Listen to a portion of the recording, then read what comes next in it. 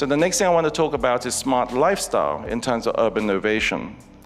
We're living in a world where the personal empowerment of their life comes from individual handheld technology, the connection to the internet, the ability to look beyond, and the ability to afford technology in their hand. But this kind of approach has not really been transferred to the fabric of our cities in terms of our architecture.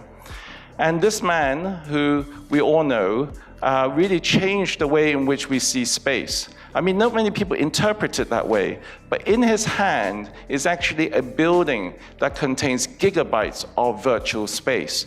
That space being your life, your photos, your songs, your emails, etc., all in your hand. We have not yet built buildings like that, but we're beginning to. And this is the building we just built in Dubai.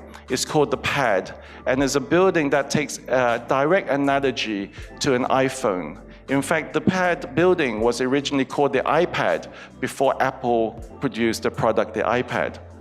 The idea behind this building is that every building like this will be able to download apps individual to your lifestyle.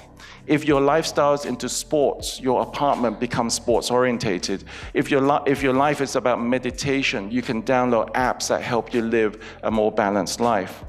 That space that you live in is no longer just confined by its physical space or even its material space, but very much by the lifestyle that you want to live, in the very same way that my iPhone would have installed different apps from your iPhone.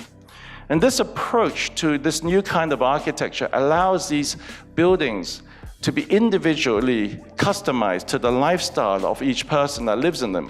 They become giant computers that, as you walk in, becomes a platform upon which you are installing your particular operating system. And I think it's a very exciting new change in architecture. In fact, this building is so powerful in its technology, we're able to use one room via Airbnb as a hotel, but another room as your own particular studio or office. It's the same building, no longer spread between a hotel architecture and a residential architecture and office architecture. It becomes a programmable architecture.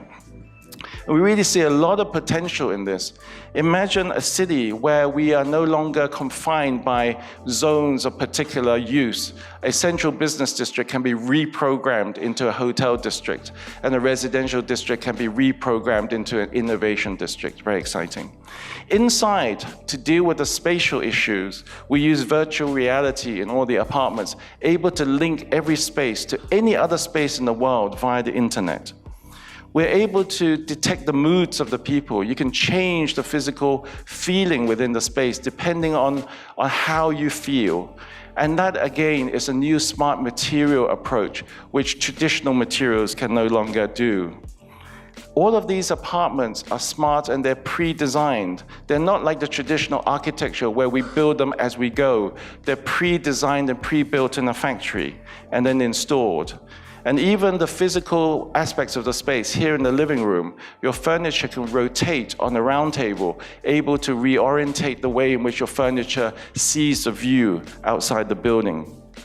It's a very kind of exciting development in architecture, which takes it into the realm of cybertecture. It is no longer just about the building, it is about how you live in the building.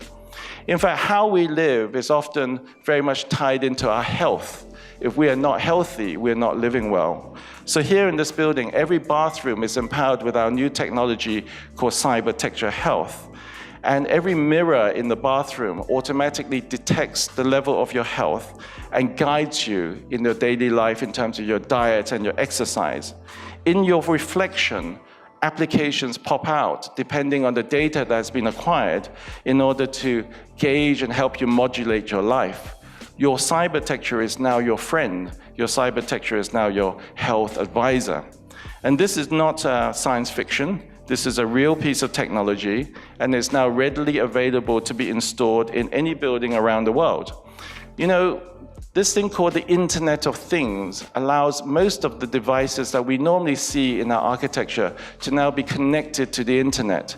They can be upgraded, they can have applications added to them, they can be empowered to be customized to you, and they can interface with you via your smartphone or in the future other wearable devices.